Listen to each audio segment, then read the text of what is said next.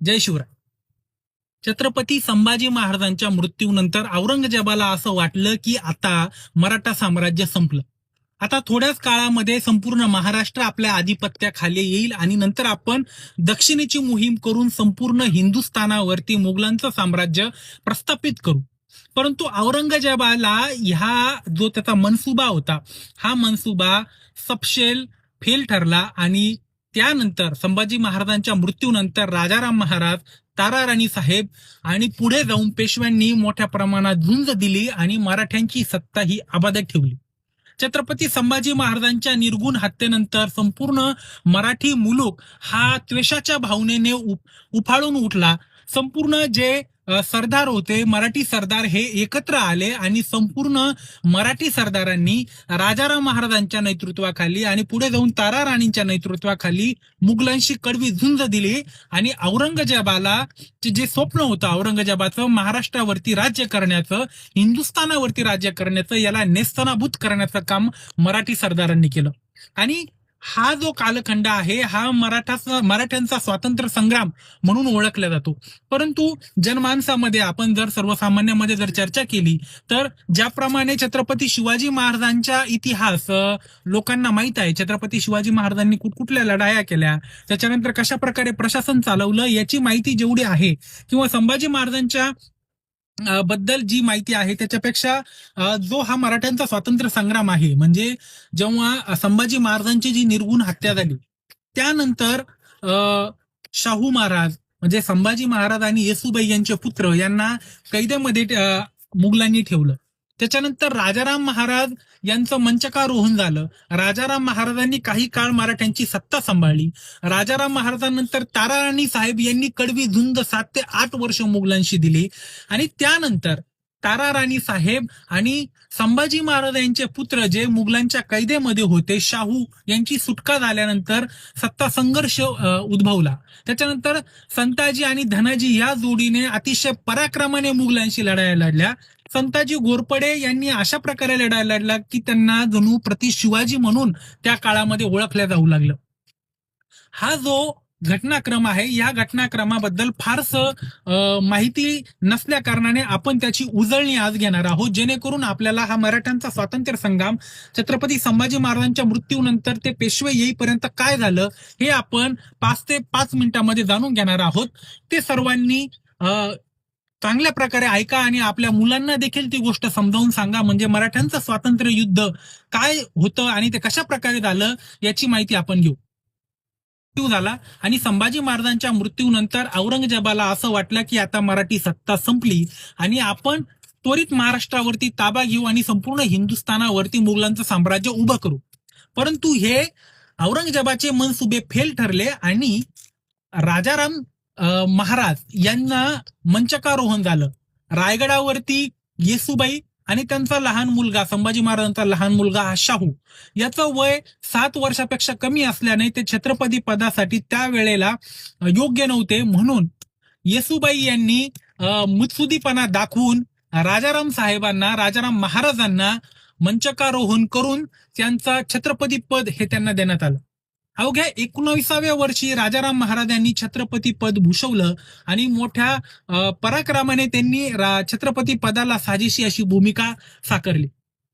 त्यावेळेला अनेक छोट्या मोठ्या लढाया मुघलांविरुद्ध राजाराम महाराजांनी लढल्या आणि राजाराम महाराजांनी त्यावेळेला जसं आपल्या मराठी साम्राज्याला जी फितुरीची परंपरा लाभलेली आहे त्यावेळी देखील फितुरी झाली. संभाजी महाराजांना गणोजी शिर्केंच्या फितुरीमुळे पकडण्यात आलं. तसंच पुन्हा एकदा रायगडावरती मराठी सरदारांनी फितुरी केली आणि रायगडाचे दरवाजे उघडले. त्यांना असं सांगण्यात आलं होते की तुम्हाला वाईची जी देशमुखी आहे ती तुम्हाला देण्यात येईल. जो जुल्फिर खान याने, औरंगजेबाने जो सरदार पाठवला होता जुल्फिर खान याने रायगडाला चहूबाजूने फेरा घातला होता. हा रायगड किल्ला मोठा असल्याने जिंकायला अवघड असल्या कारणाने खूप दिवस हा फेरा देऊनही, वेढा देऊनही जुल्फिर खानाला तो किल्ला जिंकता आलं नाही आणि हा किल्ला जिंकता न आल्यामुळे आणि त्यांनी फितुरीचं राजकारण केलं आणि आपल्यामधीलच एक सरदार फुटला आणि त्यांनी रायगडाचे किल्ले मोकळे केले. त्यामुळे येसुबाई आणि शाहू हे मुघलांच्या कैदेमध्ये गेले. मुघलांच्या कैदेमध्ये गेल्यामुळे इकडे राजाराम महाराज, आता येसुबाई यांनी मुत्सुदी राजकारण दाखवलं. त्यांना माहित होतं की रायगडावरती जर सर्वजण राहिले तर छत्रपती या पदाला धोका निर्माण होऊ शकतो, पुन्हा एकदा दगाफटका होऊ शकतो आणि त्यामुळे मराठा साम्राज्य हे पुन्हा अस्ताकडे जाऊ शकतं. म्हणून राजाराम महाराज यांनी हळुवारपणे ते रायगडावरून निसटले. संताजी धनाजी घोरपडे यांच्यासोबत, रामचंद्र अमात्य यांच्यासोबत ते रायगडावरतून निष्ठून ते पुन्हा गेले विशाळगडावरती गेले. विशाळगडावरती ते काही दिवस राहिले. विशाळगडावरतून नंतर पन्हाळा, पन्हाळ्याहून प्रतापगड असे ते वेगवेगळे किल्ले फिरत राहिले. या दरम्यान मुघल ज्या किल्ल्यावरती राजाराम महाराज जायचे त्या किल्ल्यावरती ते हल्ला करायचे आणि राजाराम महाराज असं त्यांच्या निदर्शनात आलं की आता किल्ला पडू शकतो, किल्ला आपल्या हातातून जाऊ शकतो. त्यावेळेला त्यांनी मुघलांशी वाटाघाटी केल्या, मुघलांकडून काही तह केला, काही प्रमाणात पैसे घेतले आणि ते किल्ले ते त्यांच्या ताब्यात देऊन टाकले. आणि असं करत करत मुघलांनी बरेच असे किल्ले जिंकले. आणि पुढे काय झालं, एका बाजूला पैसे घ्यायचे, तह करायचा आणि दुसऱ्या बाजूने पुन्हा तो किल्ला ताब्यात घ्यायचा, असं राजाराम महाराजांनी चालू ठेवलं. आणि मग एका बाजूला येसुबाई आणि शाहू यांना कैद कोणी केलं, मुघलांनी केलं. मुघलांनी कैद केल्यानंतर आता राजाराम महाराज एका किल्ल्याहून दुसऱ्या किल्ल्यावर, दुसऱ्या किल्ल्याहून तिसऱ्या किल्ल्यावर असे ते फिरत होते. मग हे संताजी धनाजी घोरपडे, रामचंद्र अमात्य यांच्या एक गोष्ट लक्षात आली. काय लक्षात आली की असं एका किल्ल्याहून दुसऱ्या किल्ल्याहून फिरणं हे काही योग्य नाही. म्हणून त्यांनी काय केलं, राजाराम महाराज यांना कुठं पाठवलं, जिंजीला पाठवलं, कर्नाटकमध्ये दक्षिणेमध्ये. आणि जिंजीच्या किल्ल्यावरती जो 3 टेकड्यांवरती वसलेला आहे, अतिशय अबाध्य अशी त्याची तटबंदी आहे. मग या तटबंदीच्या आजूबाजूचा सर्व जो भाग होता त्यांनी तो जाळून टाकला. म्हणजे काय झालं, आजूबाजूला मुघलांना वेढा देणं सोपं नाही झालं. हा जो जुल्फिर खान होता याने रायगडाला जो फेरा घातला होता, औरंगजेबाने काय केलं, त्याला आता राजाराम महाराजांच्या मागे पुन्हा कुठं पाठवलं, जिंजीला पाठवलं. हा जुल्फिर खान कुठे गेला, जिंजीला गेला. आणि त्या जिंजीला त्याने काय केलं, जिंजीच्या किल्ल्याला वेढा घातला ना आतमध्ये कोण होतं, राजाराम महाराज होता. तरी राजाराम महाराजांनी मोठी कडवी झुंज जिंजीच्या किल्ल्यावर दिली. आता संताजी धनाजी मोठे पराक्रमी सरदार होते. त्यावेळेला संताजी घोरपडे होते. या संताजी घोरपडेंनी काय केलं, यांनी राजाराम महाराजांना खूप मोठ्या प्रमाणात मदत केली. त्यांनी एकदा काय केलं, औरंगजेबाच्या छावणीवरच त्यांनी हल्ला केला आणि औरंगजेबाचा तंबूचे दोरच कापून टाकले. आणि त्यावेळेला नेमका औरंगजेब त्याच्या तंबूमध्ये उपस्थित नव्हता, नाही तर त्याच वेळेला औरंगजेब मारला गेला असता. मग संताजी घोरपडेंनी त्या तंबूचे काय सोनेरी जो मुकुट होता, कळस, तो कळसच कापून आणला. असा संताजी घोरपडेंनी पराक्रम केला होता. राजाराम महाराज तिकडे कुठे राहिले, जिंजीला. आता जिंजीला गेल्यानंतर त्यांनी सेपरेट आपलं अष्टप्रधान महामंडळ काढलं. अष्टप्रधान महामंडळ काढल्यानंतर त्यांनी अतिशय मुत्सुदीपणे तिथे प्रशासन चालवलं जिंजीला. जिंजीला काही काळ राहिल्यानंतर आणि हा जो जुल्फिर खान होता त्याने जो वेढा घातला, त्या जुल्फिर खानाच्या याच्यावरती तडाखे देण्याचं काम कोणी केलं, संताजी घोरपडेंनी केलं, धनाजी जाधवांनी केलं. आणि राजाराम महाराजांनी नंतर संताजी घोरपडेंनंतर धनाजी जाधवांना त्यांची मदत लाभली.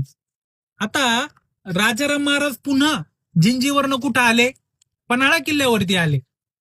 पन्हाळा किल्ल्यावरती आल्यानंतर ते पुन्हा महाराष्ट्रामध्ये त्यांची एंट्री झाली. आणि ह्या सर्व प्रवासामध्ये 19व्या वर्षी राजाराम महाराजांनी छत्रपती पदाचा भार स्वीकारला आणि ते 30व्या वर्षाच्या वयापर्यंत या किल्ल्याहून त्या किल्ल्यावर, त्या किल्ल्याहून त्या किल्ल्यावर, जिंजीवरती असा त्यांचा सतत प्रवास होत राहिला. म्हणून त्यांची तब्येत खराब झाली आणि सिंहगडावरती छत्रपती राजाराम महाराज यांचं निधन झालं वयाच्या 30व्या वर्षी. आता तर मुघलांना असं वाटलं की आता राजाराम महाराज गेले, आता मराठा साम्राज्य संपलं. पण तसं काही झालं नाही. मग छत्रपती राजाराम महाराजांची जी बायको होती त्यांचं नाव काय होतं, काय होतं नाव शिवबा, ताराराणी. ताराराणी. या ताराराणी कोणाची मुलगी होती, हंबीरराव मोहिते. हंबीरराव मोहिते यांची मुलगी होती. त्याच्यामुळे हंबीरराव मोहिते हे सरसेनापती होते, 4थे सरसेनापती स्वराज्याचे. त्याच्यामुळे ताराराणी साहेबांना लहानपणापासूनच कशाचे, तलवारबाजीचं प्रशिक्षण मिळालेलं होतं. युद्ध कसं करायचं, लष्कर कसं सांभाळायचं, अशा प्रकारची माहिती त्यांना ताराराणी साहेबांना होती. म्हणून त्यांनी अतिशय जिकरीने, महिला असून सुद्धा ताराराणी साहेबांनी मराठा साम्राज्य सांभाळलं. आणि त्यांना संताजी घोरपडे, धनाजी जाधव, रामचंद्र अमात्य यांची काय मिळाली बाई, जिकरेने महिला असून सुद्धा ताराराणी साहेबांनी मराठा साम्राज्य सांभाळलं आणि त्यांना संताजी घोरपडे, धनाजी जाधव, रामचंद्र अमात्य यांची काय मिळाली बाई? मदत मिळाली. कोणाला? ताराराणी साहेबांना. आता काय झालं? राजाराम महाराज पण तेव्हा घरी गेले. ताराराणी यांनी मुघलांशी कडवी झुंज दिली, तरी मुघलांना मराठा साम्राज्य खालसा करता आलं नाही, जिंकता आलं नाही. मग आता लढाया लढून मराठ्यांचं साम्राज्य जिंकता येत नाहीये. मग बाई आता काय करायचं?